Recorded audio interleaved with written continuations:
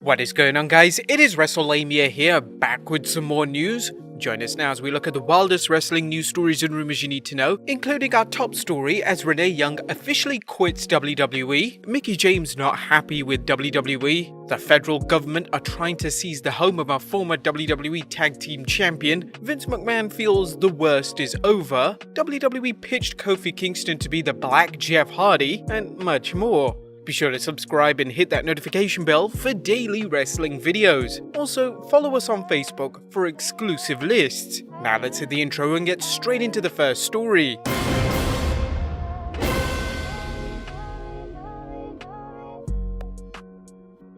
Now our first story looks at Renee Young officially quitting WWE. Yes, this is true, as according to PW Insider, Renee Young is now leaving WWE. Renee gave the company her notice a week ago, and she now plans on officially exiting the WWE. Unfortunately, there's no word on what she's going to be moving on to next, but it could be possible that she might join her husband in AEW, but that's purely speculation, so please don't quote us on that. It's also unsure as to whether this includes her deal with Fox. But are you guys bummed that Renee Young is going? Let us know in the comments down below.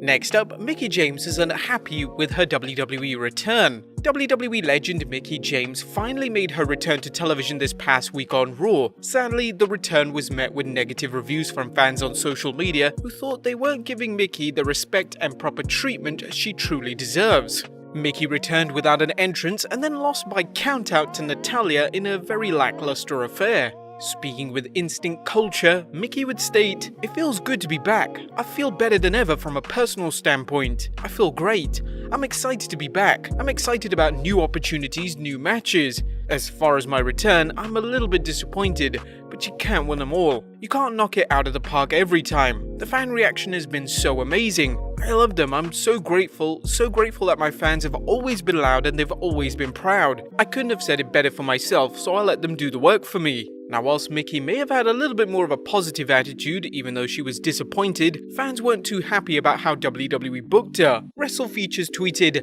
"WWE shouldn't be afraid to present their female legends as well as they present their male legends. Mickie is a big deal. Her presentation last night was absolutely shocking."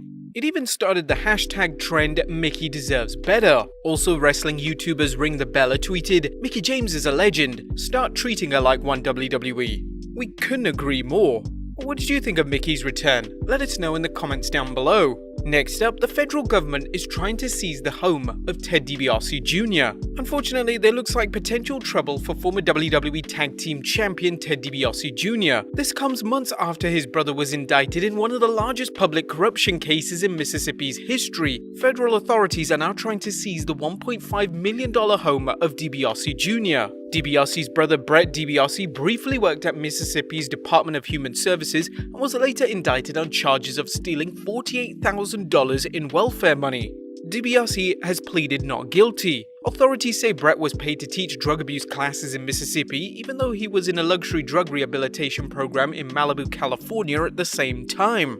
Ted Dibiase Jr. and his wife were less than a week away from finalizing the sale of their Colonial Lakeside house when federal agents delivered paperwork to the person handling the sale. Now, according to WrestlingInc.com, Ted Jr. was never an employee of Mississippi's Department of Human Services, but he did work with the agency on his Law of 16 program at one point, which was a self-help leadership training program. We'll keep you updated on the story as it unfolds. Next up, Dominik Mysterio gives fans a sneak preview of his Summerslam attire.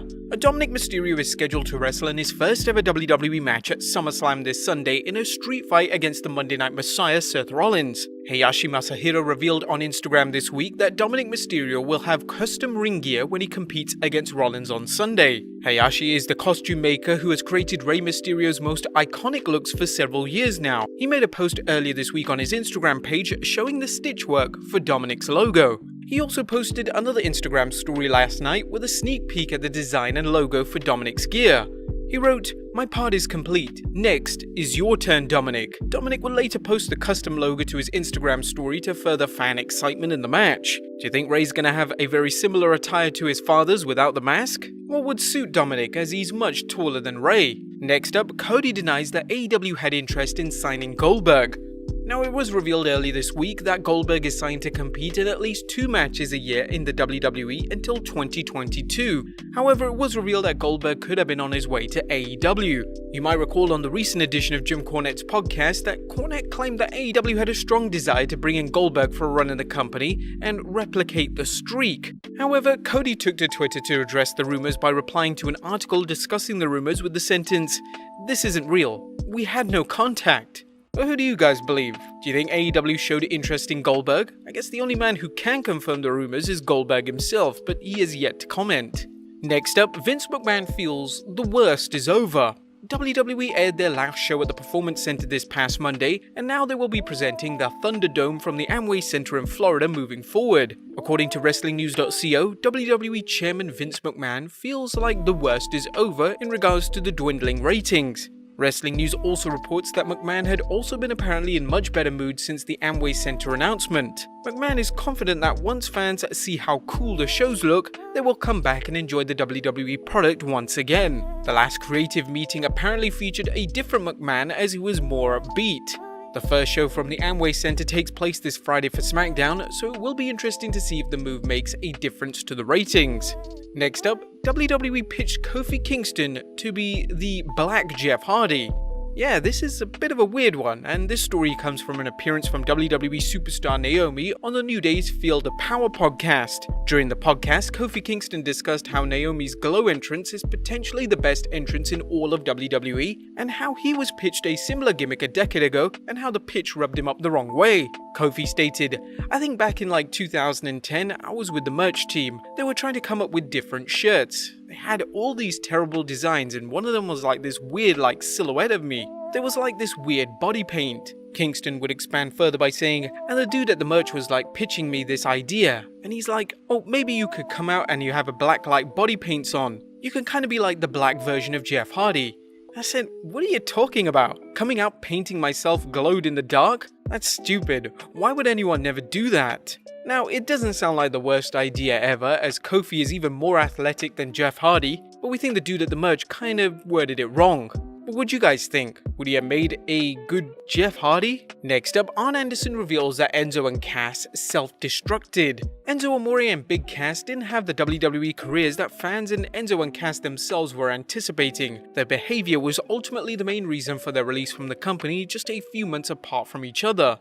During the Arn show, wrestling legend Arn Anderson spoke about the problems WWE officials had with Enzo and Big Cass on the main roster. In relation to Enzo, Anderson mentioned, "I had him in some 205 matches on house shows, and he was just doing every stupid thing you could do to make a babyface look foolish. It was some of the lucha guys that he was working with, and they didn't know the difference until I started pointing it out to them." Anderson then addressed why the two men were possibly disliked in the WWE locker room. "I think the fact that you don't take the guidance from the producers that are there to help you, and you know a little bit better than you do about what's going to get over, and when you quit listening and you just decide that you're a bigger star than they are and assist to your success, and you're going to do it your way, that's where you get started heading downhill. They made some mistakes, and it didn't take very long before they had heat in the locker room, and then they started to fall apart in the ring as far as production, and then they started to get heat with the office, and that's what happened. They self-destructed." Now, if they made an attitude adjustment, do you think WWE will ever welcome them back?